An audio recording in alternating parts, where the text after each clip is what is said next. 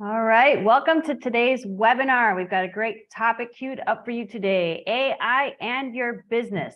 What does the future of artificial intelligence mean for your business? I'm Lori Highby, CEO and founder of Keystone Click. We are a strategic digital marketing agency helping our clients build brand awareness and generate leads online. Today, we've got Paul Roetzer. I said that. You got it. You nailed it. He's the founder and CEO of Marketing AI Institute, author of Marketing Artificial Intelligence, AI Marketing and the Future of Business, host of the Marketing AI Show podcast, which I absolutely love listening to, and the creator of MyCon, the Marketing AI Conference. I'm sensing a theme there. Yeah, AI. As a speaker, Paul focuses on making AI approachable and actionable for marketers and business leaders. He's a graduate of Ohio University's E.W. Scripps School of Journalism. Paul has consulted for hundreds of organizations, from startups to Fortune 500 companies. I also know that you are on a mission to help 1 million marketers really lean into AI. Is that correct? That was the mission. The 1 Million Marketer Challenge was like a fall of 21 initiative, and then ChatGPT showed up and got 100 million to do it. So I think we've checked that one off the list. We got we got 1 million marketers aware of it. You were a part of that though. So well, Paul, welcome to the show here. It's great to be here. Thanks for having me. All right. And thank you to all of our attendees jumping in and those that are watching the recording. I've got a couple of questions for Paul. He's got tons of insights. I've got a little fun thing that I did. I'll get into that in a moment, and then we'll open it up for any questions. So feel free to throw your questions in the chat or the comments, and we'll get to them at the end here. So let's get started. Paul, just for the general public here, can you best describe what AI is and why it's something we should be paying attention to in our business? The definition I often use is the science of making machines smart, which is actually from Demis Hassabis, who's the co-founder and CEO of Google DeepMind. And I think the simplest way to actually make that make sense is to replace machines with software. So the science of making software smart, it basically all the software we use as marketers, as business professionals, the things we use to do our job, from email to social media to analytics to SEO to communications, that software is largely rules-based now. So we tell it what to do and it does it. As we move forward, the software is going to get smarter on its own. It's going to learn how to do things. It's going to improve. It's going to make better recommendations, better predictions, better generations of content. And so that's really where we're at now, is the AI is going to be infused into all the software we use, including right into Microsoft and Google Workspace and HubSpot and Salesforce. You're just going to have it right there. And so work and businesses are going to get smarter, basically. Yeah, I just listened on your podcast about the Google Workspace thing, and that got me really excited and started poking around. How do I make this happen right now? You have to turn on. So if you are a Google Workspace customer, I'll say there's a setting to turn on access to Bard. Like if you wanted to play around with their version of ChatGPT, you actually have to go into the settings to allow it on as an administrator. You can go use your personal Gmail and experiment with Bard, but you can't do it as a Workspace customer unless you turn it on. Yeah, that makes sense. It's definitely something I'll be doing in the next couple of days here. So I've heard you tell this story numerous times, that the reason you were excited about AI is watching Jeopardy and seeing IBM Watson. And I'm really curious, what is happening today in AI that has you kind of at that same level of excitement? I actually, I wrote a post about this a week or two ago, and then I think we talked a little bit about it on the podcast. I struggled to answer this question when I was asked about it a few weeks ago. Someone just at a conference, we were sitting at lunch, and she said, what are you most excited about? And I didn't actually have an answer for her. And I realized I spend so much time thinking about fears and risks myself, and being asked about fears and risks related to it, job loss and the elections and things like that, that I've become consumed by that. So I step back and say, okay, what am I actually excited about? And I think there's a few things. One is we're probably going to go through the most innovative phase in human history in terms of creation of new businesses and new ideas. And so I think there's going to be an incredible amount of exciting new startups created that will create a lot of jobs. I think there's going to be a lot of career opportunities for people to sort of define their own paths rather than waiting for me or someone else to say, oh yeah, these are the 5 careers of the next 5 years. Like, this is the job title you should be looking for. They don't exist yet. And so I think what's going to happen is a lot of people are going to seek out this knowledge about AI. They're going to layer over their own experience and career path. And they're going to realize that there's new opportunities to sort of raise their hand and become a leader within the understanding and adoption of AI in their company. And so that's the other one, is like this idea of change agents, like people at any point in their career, from the intern to the CMO, realizing that their organization has to figure this out, and being the one to say, hey, listen, I'd like to start putting together a group to start demoing tech, or start building an AI council, or start having weekly meetings to talk about the impact of AI on our business, like whatever it is.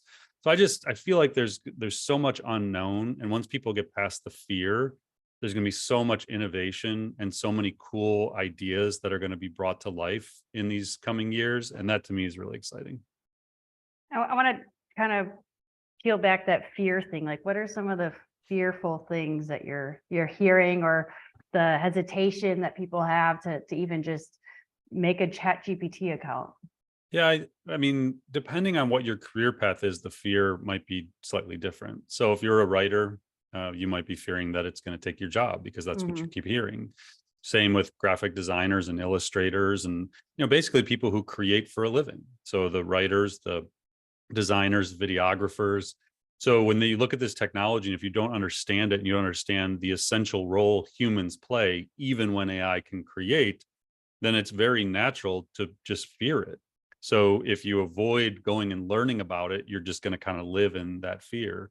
The other is, probably a very real thing about just overall job loss of knowledge work. So if you think about the United States economy, there's 132 million full-time jobs. About 100 million of those are knowledge workers, people who think and create for a living.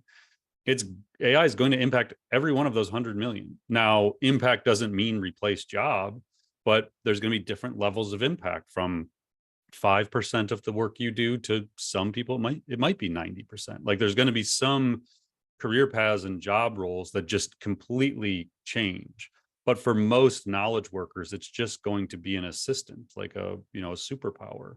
But again, if you don't understand the technology, it's very natural to just be overwhelmed by it and kind of go to the extreme in your mind of the impact it's going to have on you. So the question, or the topic of the webinar, the question that's stated in there is, what does the future of artificial intelligence mean for your business? We kind of touched a little bit about moving jobs and changing jobs, but can you just go deeper on how you think, small business owners, that's what I am, that's what a lot of the listeners and watchers are right now. How do you think that's going to change their business, and what would you say are the vitals that they really should be focusing on right now, and kind of the evolution in the next 3, 6, 9 months, whatever? Yeah, I'm a small business owner as well. We have 5 employees at the Institute. My agency, which I sold in 2021, was 17, 18 employees. I also, though, represented very large enterprises and very small enterprises. So as an agency owner, we had probably 300 or 400 clients through my 16 years running that agency. So I've seen the insides of all of these organizations and how they work. And so my current thesis is that the future of all business, all size businesses, all industries, is AI native, AI emergent, or obsolete.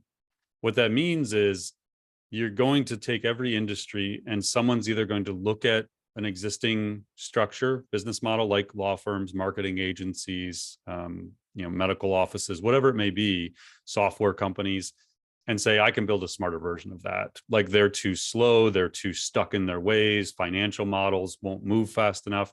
I'm just going to go raise some money, or I'm just going to go get started and build a smarter version from the ground up that has AI infused into marketing, sales, service, operations, HR, finance, like needs fewer people, way more efficient, and just scale it up. So that's going to happen in every industry. The AI emergent version is, I am a company, I'm 5 people, I'm 50 people, I'm 5,000 people, and we see the opportunity with AI. We know we could be disrupted, but we're going to do it first. And you start building internal capabilities to infuse AI across the organization, and you take advantage of the customer base, the brand loyalty, the data you have, the distribution audience you have, and you just build a smarter version of your company. And then everybody else is irrelevant. And again, the irrelevancy isn't going to happen overnight, But in some, like SaaS, it could happen overnight. If you're a marketing agency or a law firm or an engineering firm, like it could take a year, it could take 3 years, but over time, it's going to be almost impossible for the companies that don't infuse AI to remain competitive with the ones that do. I think one of the things I'm excited about, not just on the content side, but more so on the data side and data mining. I mean, with the explosion of the internet over the last, let's say 20, 25 years now, we've just accumulated a ridiculous amount of information. And most of the time people have no idea what to do with it, but AI is going to help us tell a story with that information right now. Yeah, I mean, I do think that storytelling is going to become more scientific in some ways. You're going to be able to use data in entirely new ways. I think generative AI technology is going to enhance human creativity. You could certainly look at it as replacing in some ways. I understand why people would think of it that way. But I do think for the most part, it's just going to enhance what we're capable of doing and expand our own creativity and ideas. And yeah, I mean, I try and remain excited about it. I have an artist for a wife. I have a daughter who wants to be an artist. I'm a writer. My son wants to build video games. Like, I live in a world of people who don't want to be disrupted by AI. Sure. And I want to think that it's going to be a net positive overall. Well, let's hope so. All right. So I asked ChatGPT, what are some questions that I should ask you? Okay. And there's a good handful of them out there, but which I didn't even give it a number. So obviously there's a lot of information about you, 2021 and before that. But one of the questions that stood out, what challenges or barriers do organizations typically face when adopting AI, and how can they overcome them? The biggest issue, and I don't care if you're a 2-person company or a 2,000-person company, is understanding, like education and learning about it. So if you don't understand the technology, you cannot figure out the impact it's going to have on your company or your career. You can't build the right technology stack. You can't staff or upskill your people properly. You can't build the strategy. So for me, everything basically comes down to starting with awareness and understanding. Now, we ask this question in our annual survey, like, what are the biggest barriers? And that is far and away the number one is lack of education and training around AI. It was like 71% or something like that. And the next closest answer was like 45%. So we know that is the biggest issue. And then once you get past that, then it might be, do you have the right people in the organization to lead this charge? So if someone takes an initiative, and again, it can be the intern, it could be someone with a couple years experience, it could be the most senior level people. If you attend a webinar like this, or you read a book or listen to a few podcasts, and all of a sudden you realize the impact, well, now what do? Like, you don't have the knowledge yet to actually like lead the charge and build everything. So what I tell people is start with understanding, then develop an AI council internally. It could be a 2-person council, or it could be a 20-person council, but that council becomes charged with building the policies and principles around the use of AI, and also starting to try and figure out the impact it's going to have on the organization. Now, if you're a big enterprise, you may have a chief AI officer that leads this charge, but for most small, medium-sized businesses, it's going to be the CEO, the leader, the managing director, the leaders of the company. And then you want to get like cross-functional people within the organization. So a service person, a salesperson, a marketing person, an HR person. You want to bring everybody together and really start thinking holistically about this. Sure. Yeah, I can see a fractional AI officer coming in to support the small businesses too. Yeah, or a whole ecosystem of consultants that totally do this. So I did ask ChatGPT how you might answer that question. Okay, what did it say? Paul might mention I did. Yeah, Paul might mention common challenges like data quality and availability, lack of AI skills or expertise within organizations, or resistance to change. He can provide insights into overcoming these challenges through proper planning, education, and a phased approach to implementation. Not bad. All right. What opportunities do you see for AI in the realm of marketing and advertising, and how can AI be leveraged to enhance marketing strategies and deliver personalized experiences to consumers? The main things that we teach people AI is capable of in any kind of business is personalization of experiences, consumer experiences. intelligent automation of repetitive tasks. So that's anything that you just have a repeated process you do over and over again. And then enhancing creativity, decision-making, and innovation. So you could take those three things and just say, any company, how do we make this business smarter? And you just go through those lists. Most people start with the intelligent automation of repetitive tasks. So the fastest way to find use cases in marketing and advertising, or really in business, is just to look at a list of the tactical things you do or people on your team do and say, okay, is this repetitive? Is it data driven? Is it trying to make a prediction? Is it generating content? If it's any of those things, then there's a chance someone has built an AI tool to help you do it. So let's say a podcast, for example. I think we have roughly 21 steps for every time we do a podcast each week. So we look at ways to infuse AI into those steps, from curation of news each week to transcription of the audio, to summarization of the transcription, to turn those into blog posts, to the creation of the video, to the short videos, because each podcast for us is 4 YouTube videos, 4 blog posts. Those are infused into the newsletter, and then probably like 15 to 20 social shares. So we look at all of that and say, okay, where can AI assist us in making this process more efficient? And if you do that with all the major campaigns you're running, that's a great starting point. So advertising could be budget allocation, it could be creative, it could be predicting which creative is going to have the greatest impact, could be monitoring the performance and doing budget allocation and moving it through channels. It really just depends on what area of marketing you're focused on, and then what are the repetitive data-driven tasks within what your people do each day. Sure, and then finding the right tool that can. Yeah, and then pick one or two. Like you're not going to do 50 of these things, so you just start with 1 or 2 use cases. Find a tech to test out, test it for 90 days, really see it through, get onboarded, make sure you're using the tech properly. And then at the end of 90 days, decide if you're going to keep it or not. Yeah, I like that. So AI told me how you would answer this. Given his background in marketing, he's likely to discuss how AI can revolutionize the field, enabling hyper-personalization, predictive analytics, and more efficient customer targeting. He might highlight AI-driven chatbots, recommendation systems, or customer segmentation as examples. So ChatGPT got that answer wrong. I liked your answer better.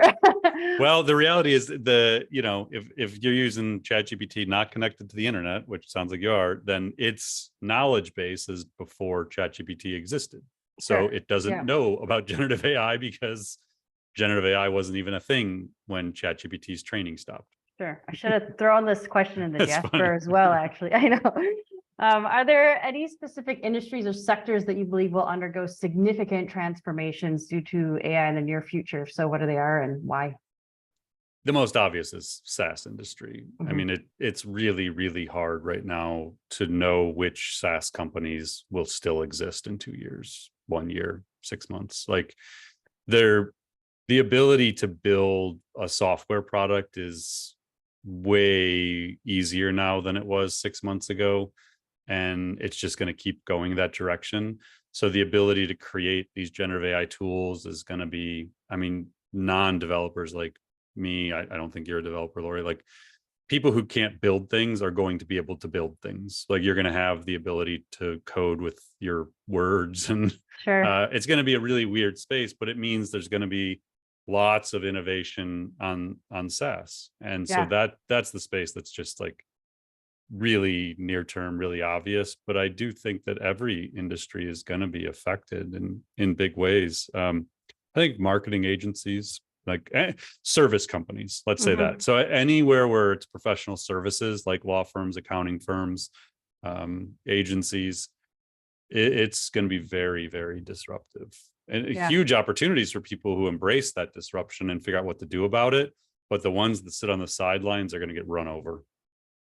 And I don't mean that, like, I'm not trying to be like doomsday, like that's just reality. No, like there's no way to compete. Efficiency. I mean, that's what it is. And if you charge billable hours, like that's changing. Like tomorrow, you got to figure out plan B, because once the clients, and again, no matter what the industry is, once clients realize the efficiency gains, then it becomes, it's a disservice, honestly, to the agencies to be just on billable hours. Now, there's some services going to be hard to get away from that, but I think for you're still going to create massive value for clients. But if you're only charging for the hour and now it takes you 75% less time to do a thing, but the thing is still of great value to the client, then, because I think the way to think about this is you're still going to need all these experts, all these agencies, consultants, lawyers, because even to assess the output, like if you or I were to go into GPT-4 and ask it to write a legal contract for us, like let's say, we wanted a service contract for a client,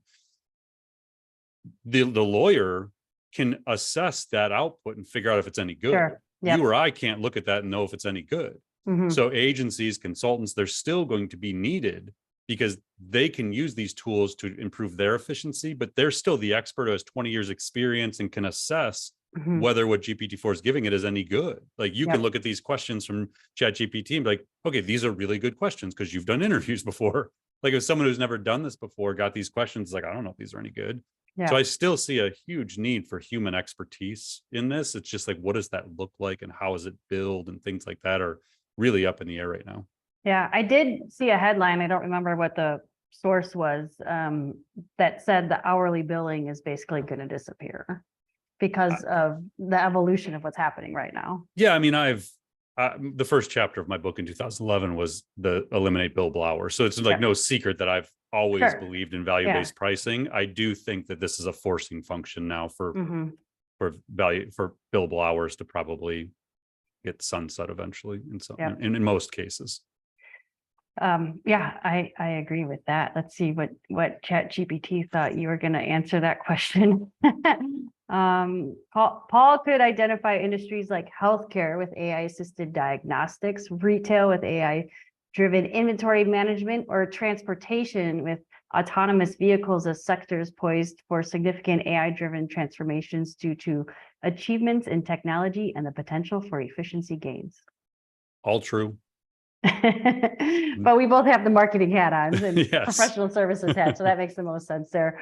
So everyone that's on, attendees, if you have any questions for Paul, now would be a really good time to throw them in the chat or the Q&A. And in the meantime, Paul, I'm going to ask you, what questions do you think are important to ask that I'm not asking you right now? I think the thing I commonly get asked is like, how do you get started? Like once you've got this like moment where you realize this is really important and it's going to impact you and your company. And what we teach, like in our book, we have a whole chapter dedicated to this. We teach two frameworks. One is the problem-based model, which I basically advise people as kind of the director level and above model. This is where you take known challenges in your business, like audience growth or revenue growth or churn of clients, or driving efficiency, whatever the challenges you've been trying to solve are, and looking at it with a lens of AI, saying maybe there's just smarter ways to do this. And so you define these problem statements, you prioritize them, you assign value statements to solving the problem, and then you start looking at smarter ways to do it. The other is the use case model, which you could do right now, which goes back to what I was saying, where you make a list of the things you do every day. So I do the podcast, we write 3 blog posts, we do the social shares, we manage the ad campaign, like whatever those tactical things are. And then same thing, you kind of go through and say, okay, how many hours a month are we spending on these? What tech are we using? How much are we paying for that tech? How much in labor costs, if you want to count that in, and you just throw this in a spreadsheet. And then you say, how valuable would it be to intelligently automate parts of this? And so again, if like you're spending 200 hours a month on content creation and you can save 30 to 50 of those with a Jasper or a Writer or one of those tools, that's nice. And maybe it's $100 a month or $50 a month or whatever the license is. That's a really good starting point. Is like, let's start there, because we spend the majority of our marketing time on content creation. If you're spending $100,000 a month on ad budget, like you might want to start with advertising and find ways to unlock value there. So it's really just about the prioritization of use cases and problems, and then trying to find smarter ways to do those things. Yeah, that is a great question. I'm glad you brought that up, how to get started. It's just and you talked about it a couple of times, evaluating your repetitive kind of generative tasks right now and what tools can help create efficiencies. Yeah, sorry. Yeah, go ahead. I was just looking down at the Q&A. Yeah, I was just going to bring that up. We've got a question here. So What would you say to people who want to use AI instead of artists? I'm assuming that this person is an artist. That's an assumption I'm making. Yeah. So what I would say is anything that's generated by AI, you cannot copyright at the moment. So if you are using AI to write articles or blog posts, or you're using it to generate images or logos or videos or audio, according to the US Copyright Office, you cannot claim a copyright on any of that stuff. So if you create a logo instead of using a designer and you use AI, Midjourney, whatever you want to use, DALL-E 2, Stable Diffusion, and you use that logo and it's known that you used AI for it, I could take it and put it on a baseball cap and sell it for $20 on an online store, and you can't do anything about it because you don't own it. Nobody owns it. So the Copyright Office guidance is basically like a human has to create something for it to be owned and have a copyright, and a prompt is not sufficient authorship to give ownership. So that may evolve, but at the moment, and I would talk with your IP attorneys, if you are creating these things, or if you're paying an agency that is using these tools to create things, you may not have the ownership of them that you think you do. Yeah, that's a really good thing to bring up for sure. Yeah, so that's what I would say is, like, if you want to use AI instead of an artist, be aware that the AI generated output is not something you might own. That I have a question about that, and I'm assuming you do not know the answer because it's definitely a legal question. But so I have a friend who owns a brewery, and he's been commissioning artists to do the can art and always these really fancy, intricate things. He's like, I'm just going to use, Midjourney from now on. But I'm wondering, can you use that for commercial use? Oh, you can use it for commercial use, but I could take it. Someone can take it then. Yeah, he doesn't own it. Like, so if he puts it on a can and it's like amazing, people are like, oh my God, I love that. But a customer could take it and put it on a t-shirt and sell it, and there's nothing he could do about it. Do you think it needs to state that it was created by AI? It doesn't have to. I mean, I'm a big fan of, like, I think AI, you should know if something was AI generated or not. Yeah. But what's happening right now is you have people who tout the fact that they used AI to do things, unbeknownst to them, knowing that that's just a green light for anyone to steal their ideas and their intellectual property. So yeah, I mean, you certainly can. No pun intended. You can put AI on a can, but I could do whatever I want with that. Okay. And you can't, because what would happen is, like, let's say you do this, you use Midjourney, you put it on a can, someone takes it and starts making t-shirts out of it and selling it, and you're like, hey, that's my intellectual property, and you have your IP attorney reach out to your IP attorney to send them a cease and desist, and your IP attorney says, well, how did you make it? When was it designed? Like, oh, I used Midjourney. The IP attorney's like, good luck. Like, there's nothing I can do here. So that's kind of where we're at. Again, I am not an attorney. I'm not providing official legal advice.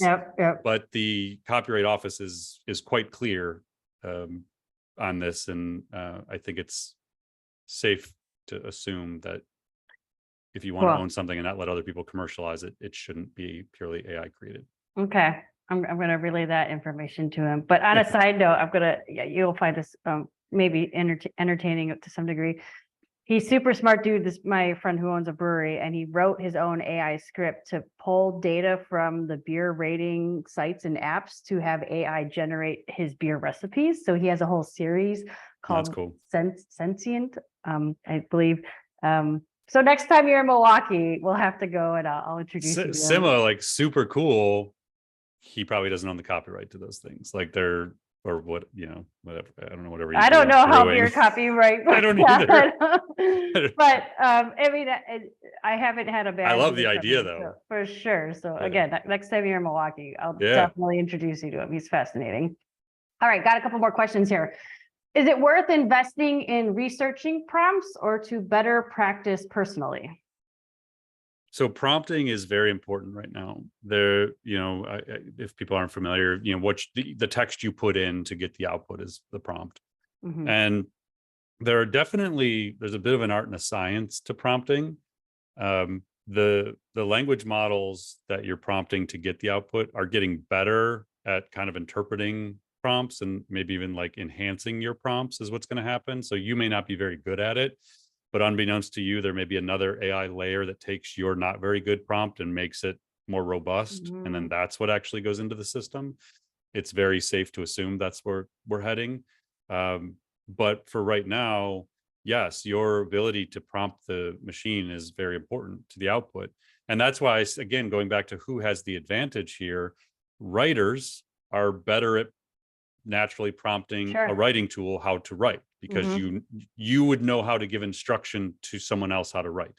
Designers are going to be better at prompting an image generation tool because they have all of their design knowledge about what goes into the prompt, where I have none of that. Like I'm not the artist, my wife is. So like I don't know how to give it guidance on things.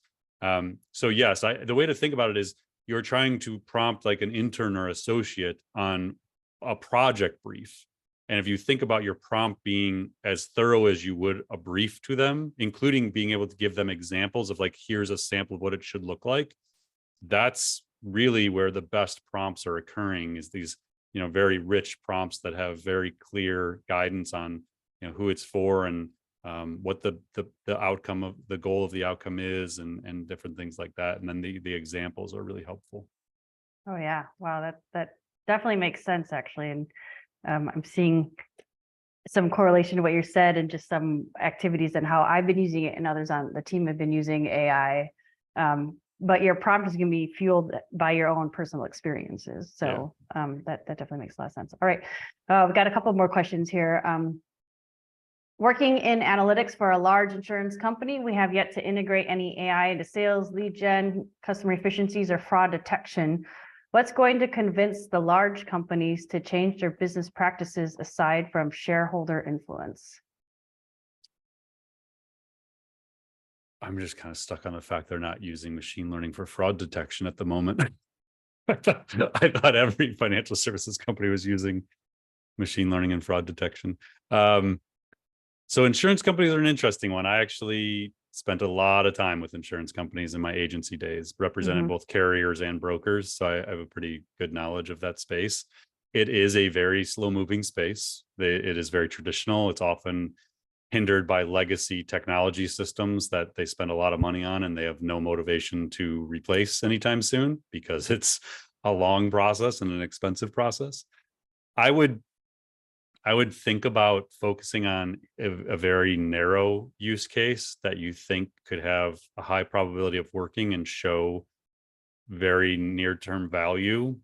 And then I would stack those use cases to make a business case for the broader investment and transformation. Because what needs to happen, like I remember back in 2008, I was consulting with insurance brokers who didn't have websites, and we were trying to convince them of the value of a website. And so I was teaching courses on the importance of building websites and having a digital presence in 2008. Like the iPhone had already come out, and like mobile wasn't even a radar. It was just like, let's get a digital presence online first. So I feel like in some insurance companies, the same thing's going to happen with AI, where they're just going to be so resistant. But the difference here is they're likely using Microsoft or Google as their main tech stack for word processing and spreadsheets and slide presentations and all of that. The AI is going to be baked right in. So whether they want it there or not, their employees are going to have generative AI capabilities at their fingertips.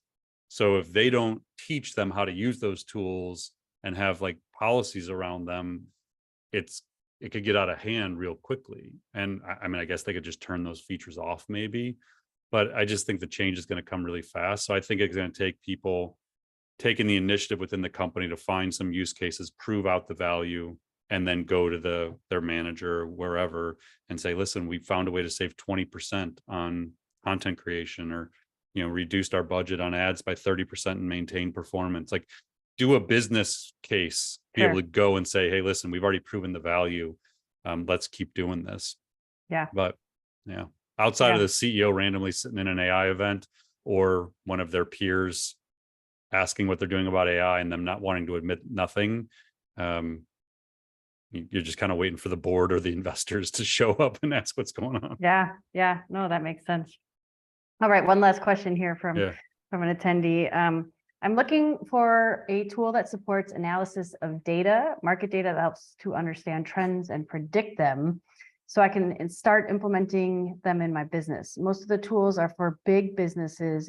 Is any recommended tool that is available for small business? Is this something I need to look for in an agency or something I can start in my own business? So ChatGPT has a plugin called Code Interpreter where you can upload data sets and it functions like a PhD level data analyst. Oh, cool. Yeah. So you could try Code Interpreter. This is going to be baked into Microsoft Excel and Google Sheets. So you'll basically have a data analyst on call. So any spreadsheet, you'll be able to just have a conversation with the data in essence. So I would say that there are probably some tools out there, but in the next 3 to 6 months, there's a decent chance it's just going to be turned on within whatever spreadsheet system you're using. And you're going to probably be able to do some stuff that you never dreamed of before. Like I hate building pivot tables. I build them all the time. I'm craving the moment when I never have to build a pivot table again. Yeah. So I think that's kind of where we're heading is you'll be able to just ask questions of the data sets and find anomalies, build visuals all on the fly. And again, people are doing this with Code Interpreter right now, and it's pretty incredible. Well, it kind of goes back to the question about the prompts is that your expertise is going to help you ask the right questions. Correct. To get the story that's the story that you're trying to find within that. So cool. Yeah. All right. So I know you've got a big event coming up. You want to talk about that for a couple minutes? Yeah, we have the Marketing AI Conference is July 26th to the 28th in Cleveland. It's the 4th. We did 2019, then we had a gap year with 2020 with COVID, and 21 we were virtual, and 22 we were back in person. So we're back in person at the Cleveland Convention Center, which you've never been to Cleveland, right across from the Rock and Roll Hall of Fame, overlooking Lake Erie. It's a beautiful spot. So yeah, the goal was 400, but we're trending way above 400. So yeah, if you're looking to really dive in for 3 days and be around hundreds of other marketers that are thinking about this, it's very much a non-technical crowd. Like we're not trying to teach machine learning engineers and data scientists. It's for marketing practitioners and leaders to really come in and get hands-on with technology, hear from people who are doing it, hear case studies. And so, yeah, that's coming up, and you can just go to Macon, it's MAICON.ai to learn more about that. All right. And I attended last year, found it to be extremely beneficial. I am planning to attend this year. It's going to be a lot bigger than last year. Yeah, I have my tickets and lodging secured and flight. Got that Nice. figured out too.